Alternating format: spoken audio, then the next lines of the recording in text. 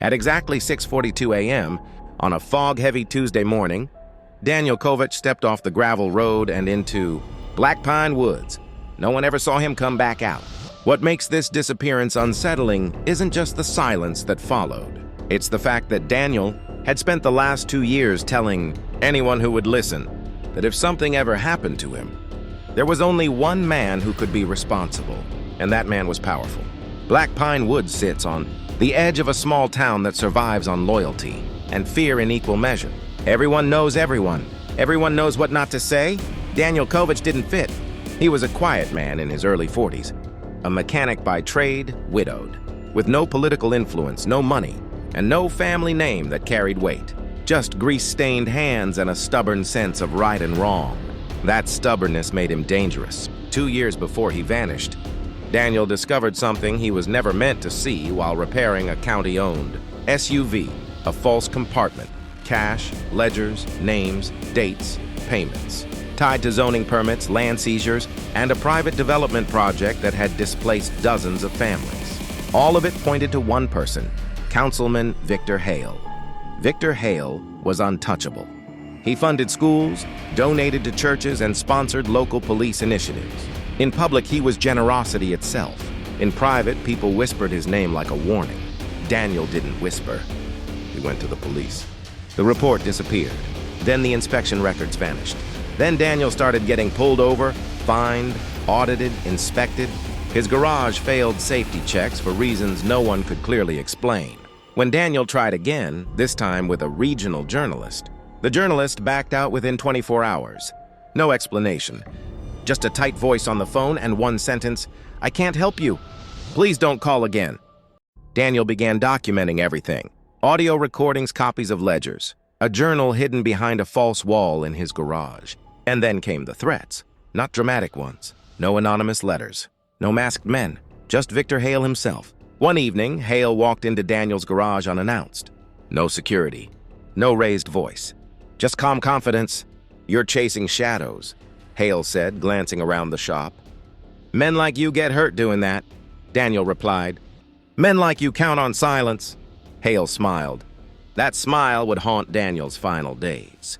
Friends noticed Daniel changing, sleeping in his garage, jumping at sounds, repeating the same sentence over and over. "If I disappear, it wasn't an accident."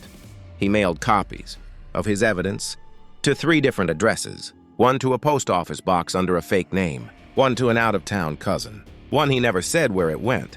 Then, on a Sunday night, Daniel posted a final message online.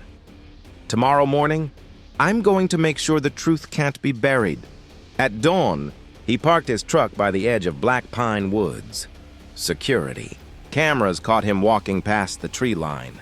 No backpack, no phone, just a folded piece of paper in his pocket. That paper was never found.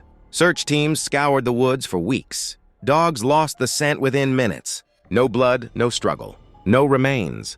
Victor Hale attended the town vigil. He spoke about community, about tragedy, about prayer, and the town believed him until something shifted. 3 months later, an anonymous package arrived at the state prosecutor's office. Inside were copies of Daniel's ledgers, audio recordings, surveillance stills, bank transfers, everything Daniel had been dismissed for claiming. But there was something new. A recorded conversation. Victor Hale's voice. "You think you can ruin me?" he said. "You walk into those woods, and the story ends with you." The timestamp matched the morning Daniel disappeared. For the first time, Victor Hale didn't smile.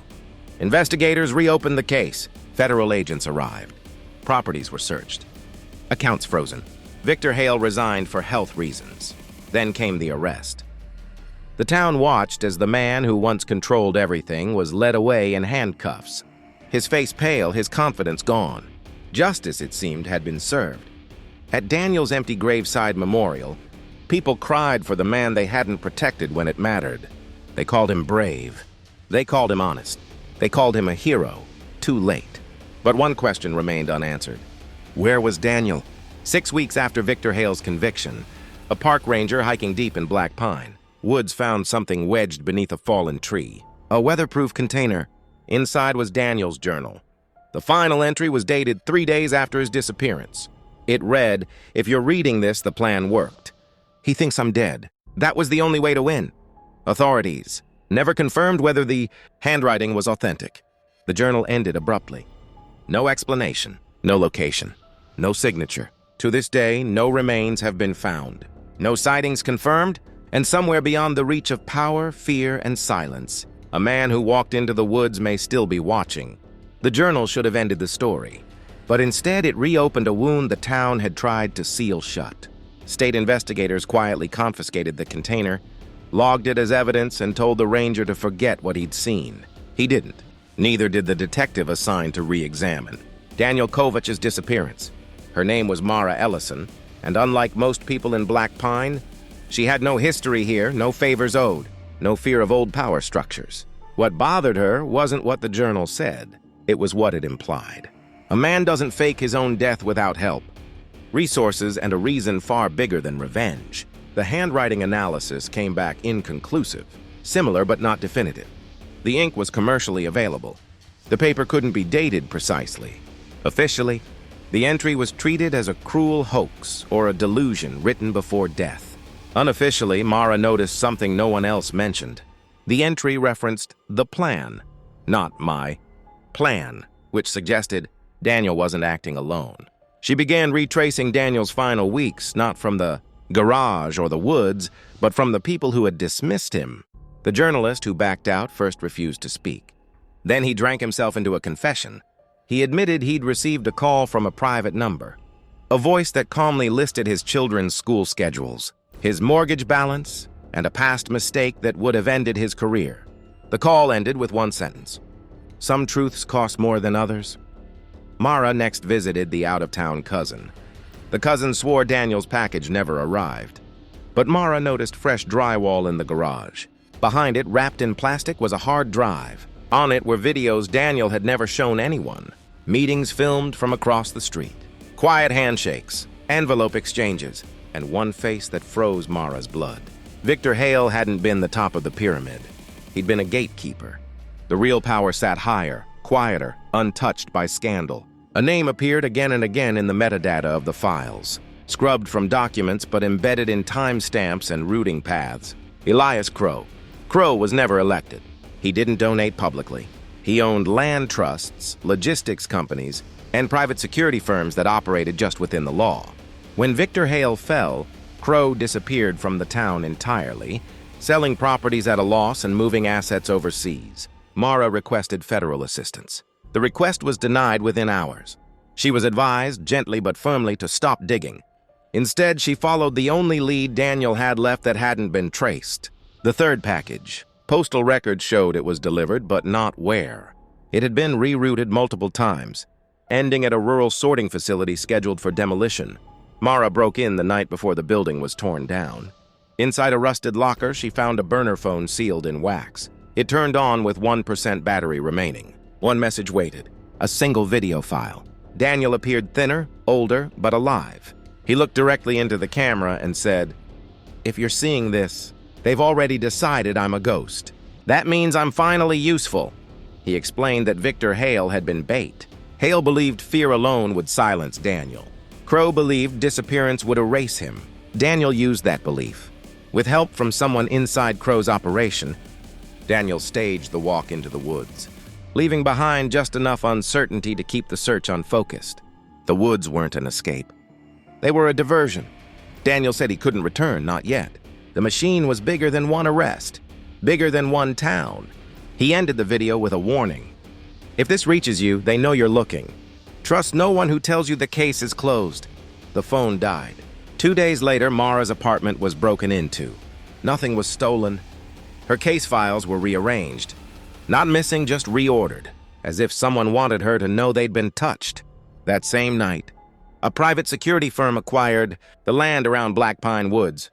The search area was declared restricted, officially for environmental preservation. Unofficially, no one was allowed near the place where Daniel was supposed to have died. Victor Hale was found dead in his prison cell the following week, ruled a suicide. No note, no witnesses. The man who had smiled through everything left behind one final silence. Mara requested to see the body. The bruising didn't match the report. Neither did the timing. Someone had closed the last loose end, or so they thought. Across the border, in a city where no one knew the name Daniel Kovac, a man with grease-stained hands fixed engines for cash and kept his head down. Every night he watched the news. He saw Mara Ellison's face once, blurred in the background of a press conference, standing just out of frame. He shut off the television and opened a new journal. On the first page, he wrote, Phase 2. Back in Black Pine, Mara received an unmarked envelope under her door. Inside was a single photograph. It showed the edge of the woods at dawn. A man stood just beyond the tree line, out of focus, watching the road. On the back, written in familiar handwriting, were 5 words. Some ghosts don't stay buried. The case was officially closed again. Mara didn't believe in coincidences anymore. Somewhere, the man who walked into the woods was still moving pieces into place. And this time, the people who thought justice had been served were about to learn how wrong they were.